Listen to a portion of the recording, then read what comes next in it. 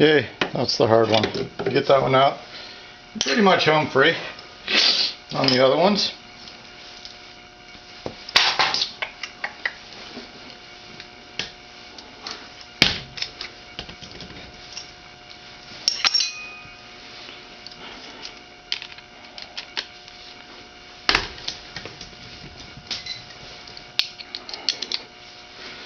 I rigged up a little set. Just be careful if you're doing one of these deals.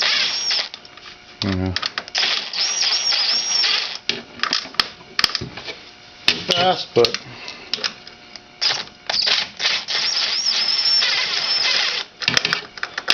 just don't want to strip something because, you know, being lazy or something like that.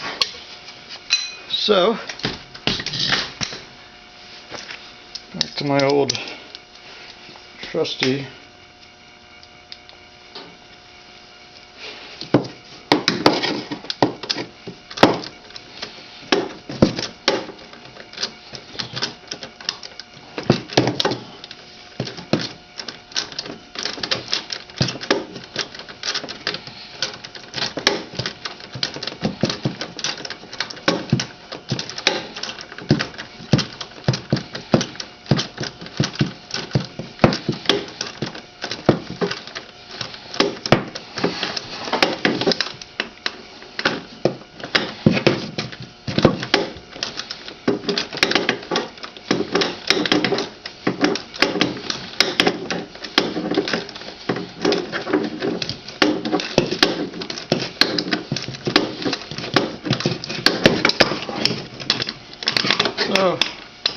and you got four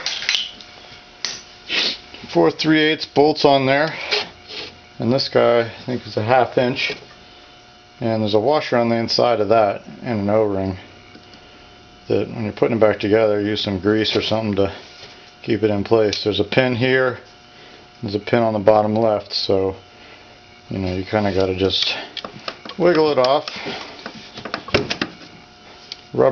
There's a rubber seal all the way around, and you know, you can kind of peek in, get a feel for what's in there. But there's the shift fork goes down over like that, over top of a grooved gear. So as you're pulling it out, pulling this cover off, you come up and out. So if you get out a little bit, right, get the bottom pin off, you can look in, and when you're putting it back together, you just got to make sure that you can see in there. You got to make sure that the fork there goes down into that groove. That's about it for the trickiness of putting it back together, except like I said, you're going to grease up an O-ring to make sure it stays put. So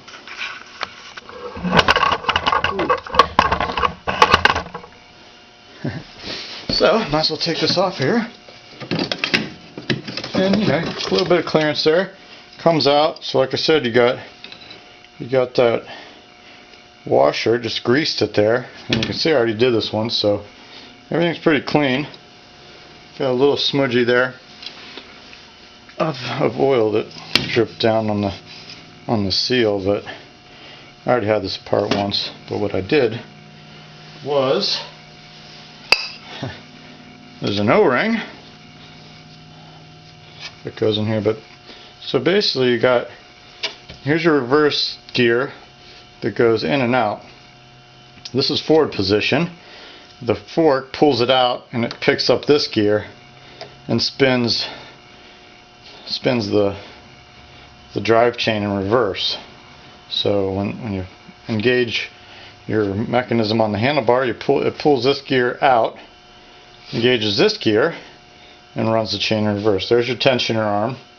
So what you do to get this chain off, and what I had to do just to inspect and look inside the cavity there where the oil is basically, you know, you can loosen up your chain tensioner, then you can take this gear off and this other gear, and then there's a bolt inside here, inside of this take that bolt off, and this whole stack becomes loose, and you can take these gears. This gear comes off pretty easily. There's a couple internal splines inside of this gear, and then once you get these outer gears off and you get these two gears off, then it's pretty loose, and you can work this bottom gear out.